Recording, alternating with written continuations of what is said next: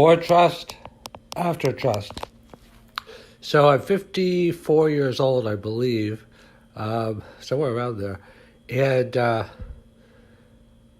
if I do the math quickly, it's not something I keep in the top front of my mind every day. Maybe I should, I don't know.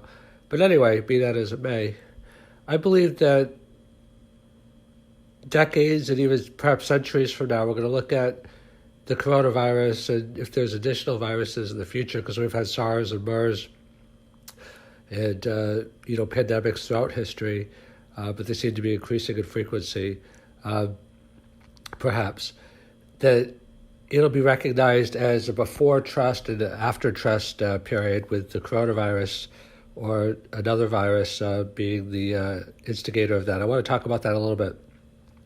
Obviously, you can't, while you're in a crisis, know what the historical context is going to be, but in those 54 years, I believe that the coronavirus is the most important factor, potentially, of anything that I've witnessed. I mean, I've lived through the internet, the rise of artificial intelligence, Vietnam War, civil rights movement. I mean, all of those things are monumental factors. 9/11, the financial crisis, the NASDAQ crisis, the 87 crash. But I want to talk a little bit about why I think that the coronavirus is going to be more impactful than that, because all those things were temporary setbacks. I mean, 9/11 is the one that comes closest, I think, because that was actually a change in consciousness, a change in perception. We viewed the world as safer, and then after 9/11, we viewed it as less safe. But I think coronavirus is in that same vein because, the world seems much less safe. And now it doesn't just seem less safe from terrorists like it did at 9/11. Now it seems less safe from everybody. I mean, I see people all over the place, and maybe for good reason. It's an individual decision, walk on the other side of the street, not just 6 feet apart, but 50 feet apart from everyone else. I mean, now it's like we're not just afraid of terrorists, we're afraid of everybody. Everybody is a threat to our physical, well-being because of the coronavirus. And I don't think that's going to subside. I think it might subside a little bit, but, this is really a landmark or seminal event because, the coronavirus is going to come back in different waves. I mean, it might be less thing, but, this is going to be such an impact that it's going to stay in our consciousness. And I think that, if you just even look at the grocery stores, I live in North Carolina, which has has less than 1,000 people that's died altogether, I believe, maybe around 1,000, as compared to some places that have much, much more, because North Carolina is quite a populous state. But almost everyone's wearing masks. I mean, that's probably a good thing. It's just it's just the consciousness and the just the way people talk to each other, the way people kind of avoid each other. I think that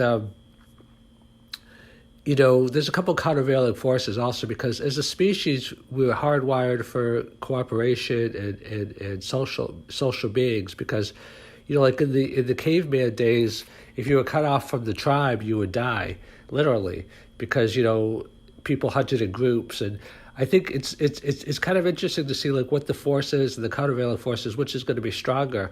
Are people going to be more afraid to like associate with other people because of the coronavirus, or are they going to be more afraid to like be in isolation and that we can't survive and thrive without other people? Because like I said, social stigma.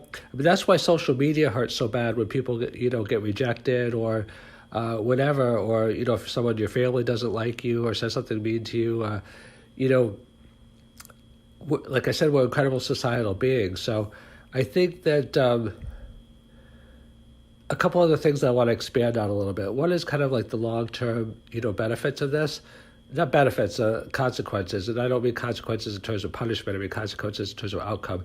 There's a few different things that come to mind, and some of them relate to the trust and before trust and after trust, and some of them is like a little bit different.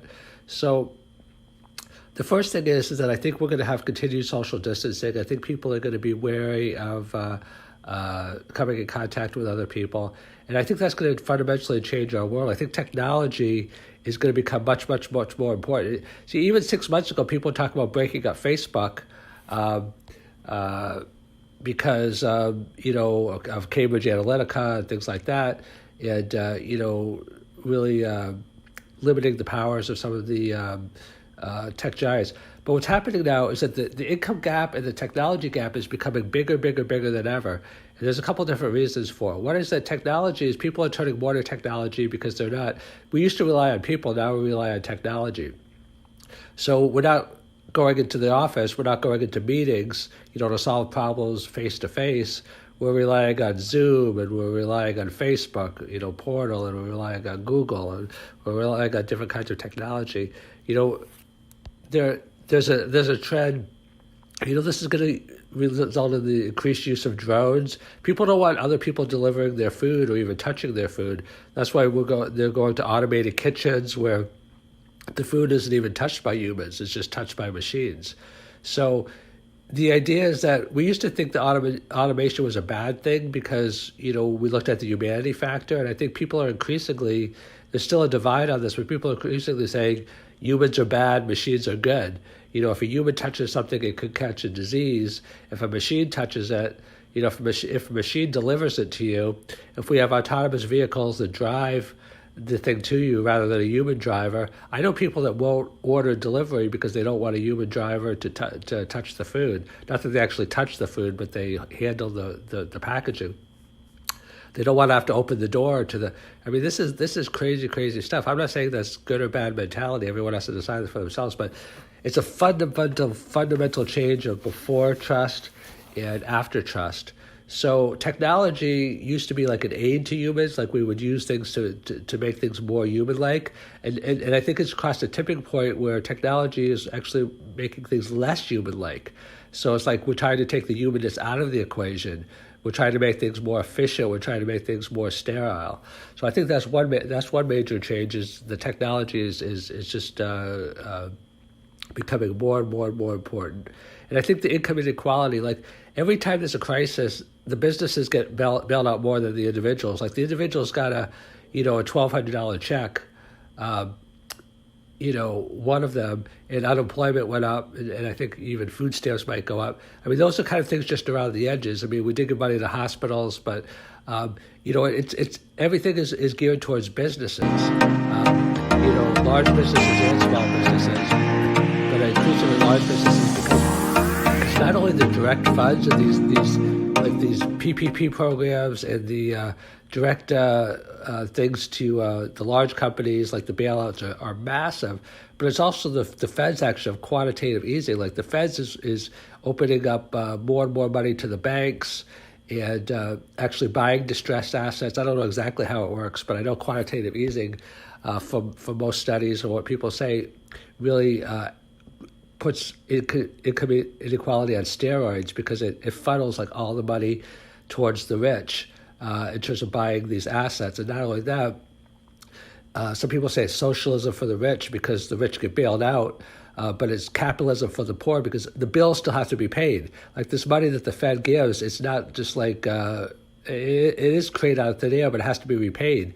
And it goes on our national debt. So the consumers have to pay for it. So your children and my children, well, I don't have kids, but your children and, your grandchildren and, they're going to have to pay for this. So like, again, some people say it's socialism for the rich and capitalism for the poor because we don't have a choice whether we have to pay for this. First of all, the first order effect is that the majority of the money goes to the rich.